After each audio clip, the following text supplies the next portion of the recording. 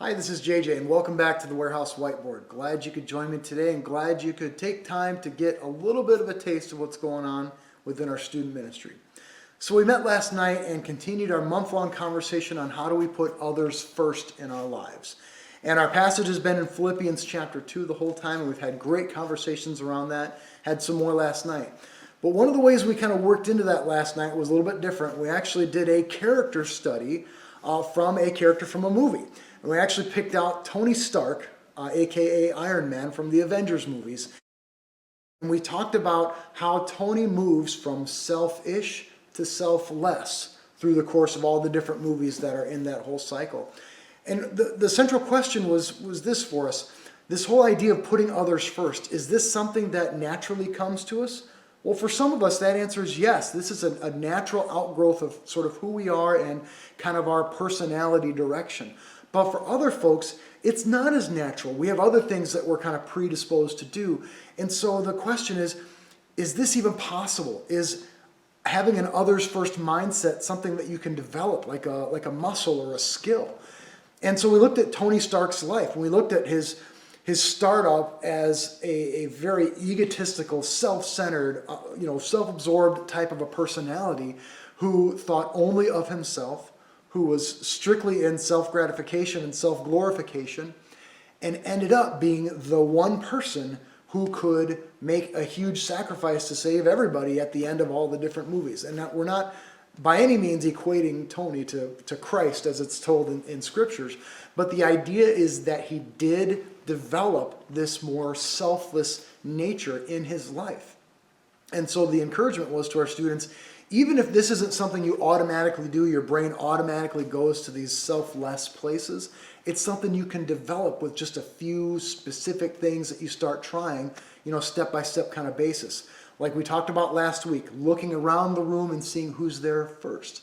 And this week we talked about some other intentional small bits that we can do, opening doors for people, saying hello, giving a sincere eye-to-eye sort of smile with somebody. You might change the course of their entire day.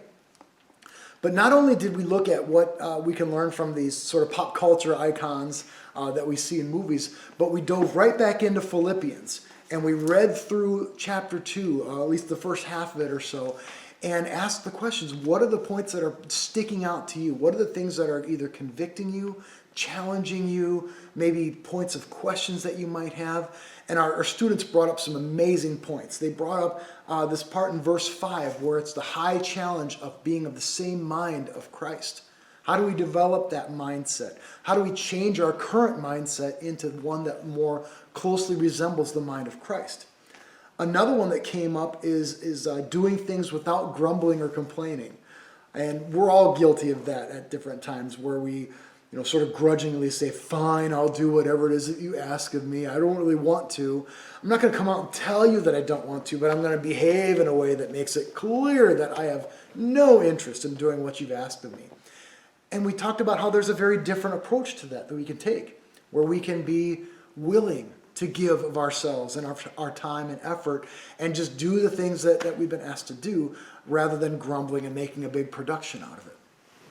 And we finally talked about how in this passage it talks about how Jesus set aside all those amazing things, emptying himself and taking the form of humanity in order to be obedient all the way to death, in order to take that punishment that was rightfully ours so that we could reconcile the sin problem and be reconciled to God.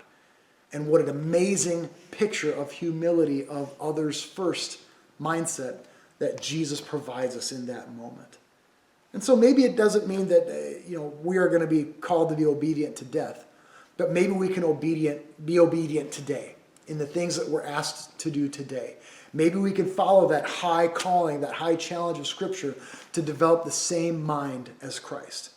So as we talk about what we're doing in the warehouse, we talk about how we're trying to get deeper in our understanding of Christ and more intentional with how we live that out. That was our challenge to the students. What's one challenge you can take from Scripture and one action that you can grow in out of that as you put others first? It's putting the things that we understand, the things that we learn, and the things that we perceive in Scripture and putting them to action.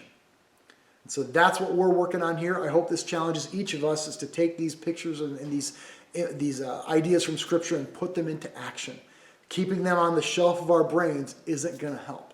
And we are called to be active participants in the ministry of Christ in this world. So let's do that today. And then once again, this has been JJ with the Warehouse Whiteboard. Thank you so much for joining me.